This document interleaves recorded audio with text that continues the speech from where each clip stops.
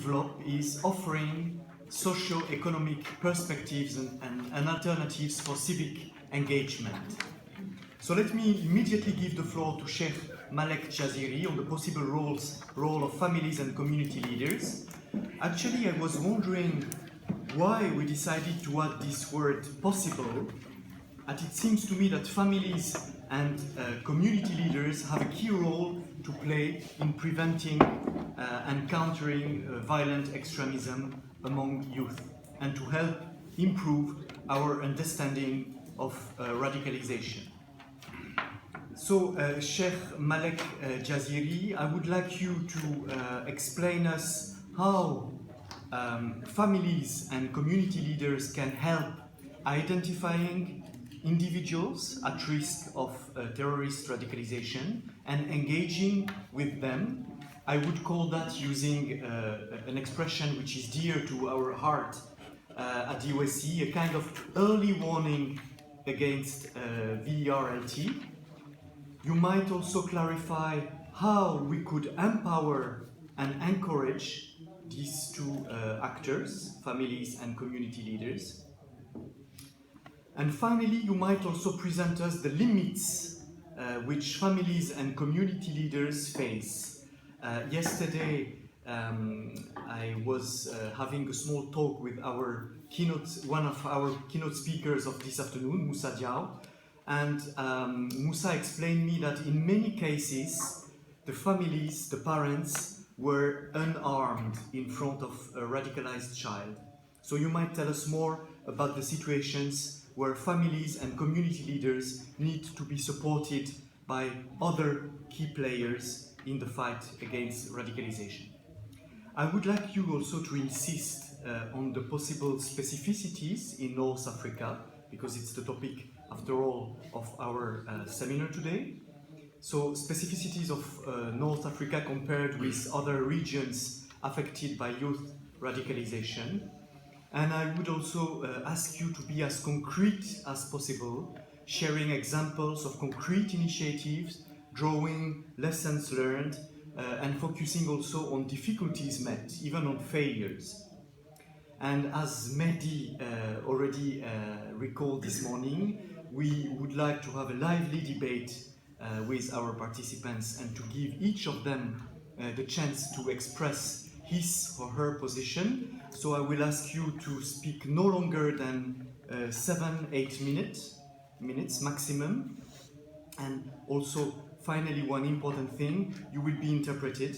So please kindly refrain from speaking too fast and have mercy on our courageous interpreters. Sheikh Malik Jaziri, you have the floor. شكرا.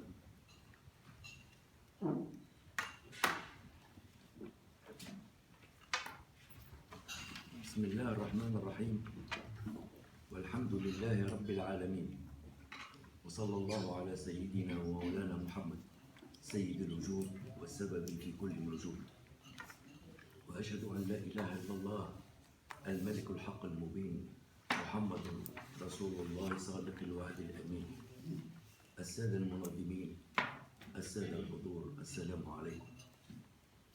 يشرفني أن أكون من بين السادة الكرام ذوي العلوم والإفهام، ولو أنني لست من قدركم، وأعوذ بالله أن أدعي ما ليس لي بحق، أو أنني من مقامكم الرفيع الأسمى ممن يستحق، فالتشبه بأهل العلم رباح.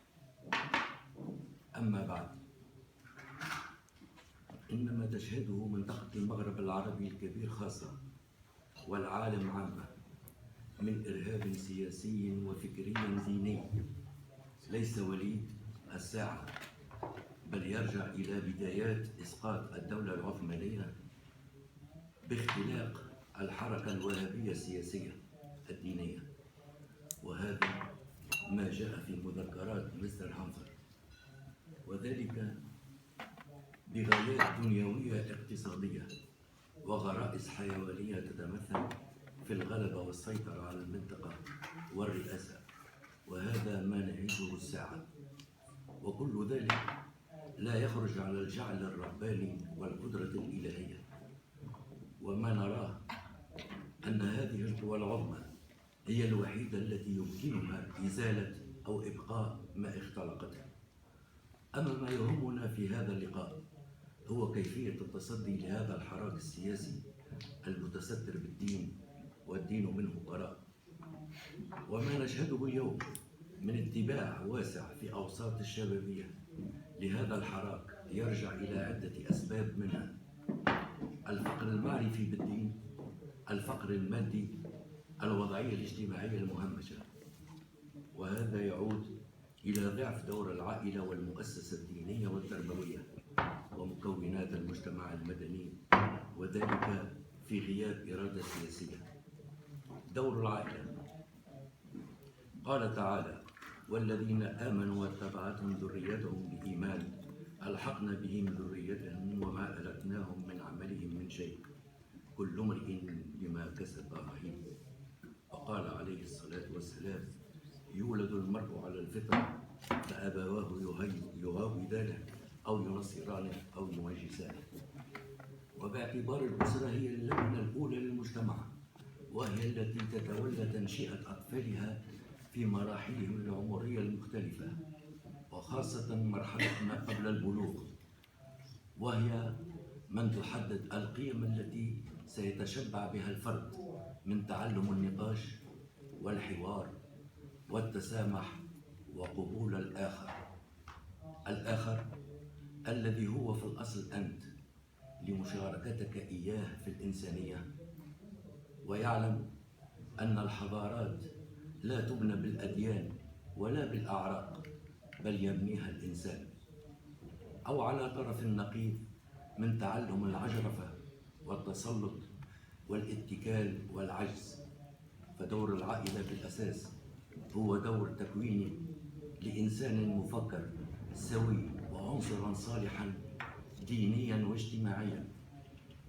فلا بد من تغيير النظرة المستحدثة الدخيلة على ثقافة الأسرة الإسلامية باسم العولمة، المقتصرة على كون الأبوين حافظة نقود، وعلى الأبناء حصاد أقصى ما يمكن من شهادات دراسية كردا للجميل، في غياب تام للجانب الروحي الذي هو أساس الحب والتوادد بين أفراد العائلة، والرجوع إلى دورها الأصلي التربوي الأخلاقي التراحمي الذي أرسى دعائمه ديننا الحنيف الصالح لكل زمان ومكان حتى يرث الله الأرض ومن عليها. دور الأئمة الكرام، قال تعالى: ولتكن منكم أمة يدعون إلى الخير ويأمرون بالمعروف وينهون عن المنكر وأولئك هم المفلحون. وقال عليه الصلاة والسلام: الدين النصيحة. قيل: لمن يا رسول الله؟ قال: لله ولكتابه ولرسوله ولأئمة المسلمين وعامتهم. لا أحد ينكر دور الأئمة المساهم في تطويق ومحاصرة مظاهر التطرف بمختلف الوسائل الدينية التنويرية المشروعة بأدوات عقلانية مواكبة للعصر، خاصة إذا أدركنا مركز الثقل الذي يحظى به الأئمة الخطباء في مجتمعاتهم وقلوب الناس، وخاصة منهم مشايخ التربية الروحية، أهل الحق السادة الصوفية، الذين عرفوا الحق بالدليل لا بالتقليد، وأثبتوا على فاعلية قدرتهم في تهذيب النفوس وتزكيتها وتطهيرها من العوالق الدنيوية الرديئة الرخيصة، منعكسا ذلك على سلوكيات الفرد. وهذا لا يمكنه أن يتحقق إلا بإرادة سياسية صادقة في إصلاح للمؤسسة الدينية والتربوية. وأما دور مكونات المجتمع المدني، قال تعالى: يا أيها الناس إنا خلقناكم من ذكر وأنثى وجعلناكم شعوبا وقبائل لتعارفوا إن أكرمكم عند الله أتقاكم. وجاء في الحديث الشريف: كلكم من آدم وآدم من تراب. إن دور الجمعيات ومكونات المجتمع المدني هام بالنسبة للمجتمعات النامية، وهو امتداد لدور الأسرة والأئمة لإصلاح الشاب في المجتمع، ولا بد لها أن تكون خاضعة لسيطرة الدولة والقيم الأخلاقية للمجتمع العربي المسلم، لكي لا تسقط في منزلقات مادية وأخلاقية، وهي الكفيلة بإرجاع الثقة للشباب بإشراكهم في شتى المجالات والبرامج والتظاهرات الثقافية الفنية والاجتماعية السياسية، وبذلك تعود الثقة للشاب من أجل تأدية رسالة نبيلة تعيد له محبة الحياة والعيش من أجلها.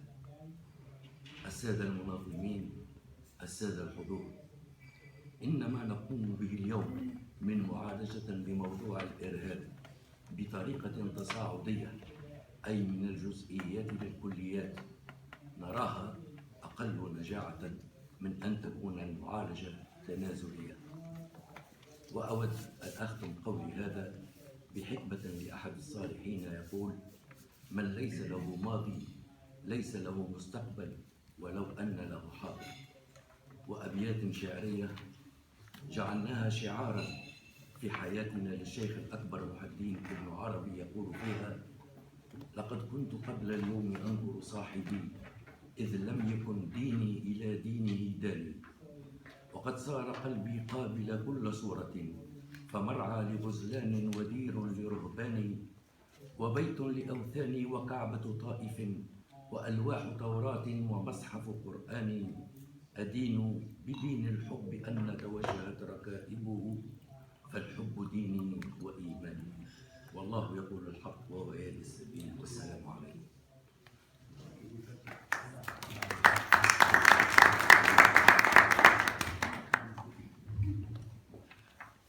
Thank you very much.